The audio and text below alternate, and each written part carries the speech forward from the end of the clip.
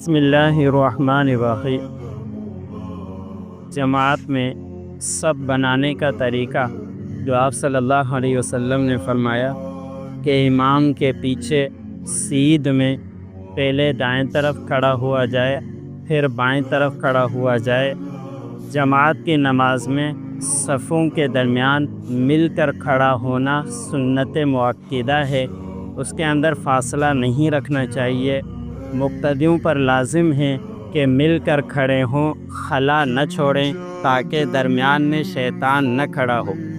دور کھڑے ہونے سے شیطان کو موقع ملتا ہے، وہ دلوں میں دوریاں اور وسوسے ڈالتا ہے۔ تو ہمیں بھی اسی کے اوپر عمل کرنا چاہیے کہ مل کر کھڑے ہوں۔ اور صف کی پہلی صف میں کھڑے ہونے کی حدیث میں نبی کریم صلی اللہ علیہ وسلم نے فضیلت بتلائی کہ جو شخص پہلی صف میں کھڑا ہوتا ہے تو اس شخص کے لیے فرشتے درود بھیجا کرتے ہیں۔ ایسے ہی آپ صلی اللہ علیہ وسلم نے فرمایا کہ جو دائیں طرف کھڑا ہوتا ہے اس کے لیے بھی فرشتے درود بھیجتے ہیں۔ اور یہ نہ سمجھا جائے کہ پھر بائیں طرف کی فضیلت نہیں ہے، بلکہ بائیں طرف کی فضیلت اس وقت ہو جائے گی جب دائیں طرف جگہ پوری ہو چکی۔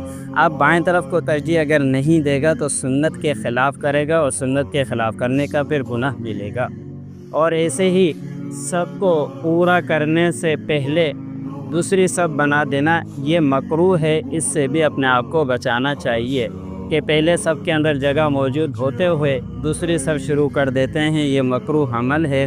ایک فرض اللہ رب العزت کا ادا کر رہے ہیں اور ہم اس فرض کے اندر مکروہ عمل بھی شامل کر دیں تو اس سے اپنے آپ کو بچانا چاہیے۔ جہاں جگہ خالی ہو پہلے وہ صف مکمل کریں، اس کے بعد دوسری شروع کریں۔ جو کہا اللہ مجھے سننے والوں کو عمل کریں۔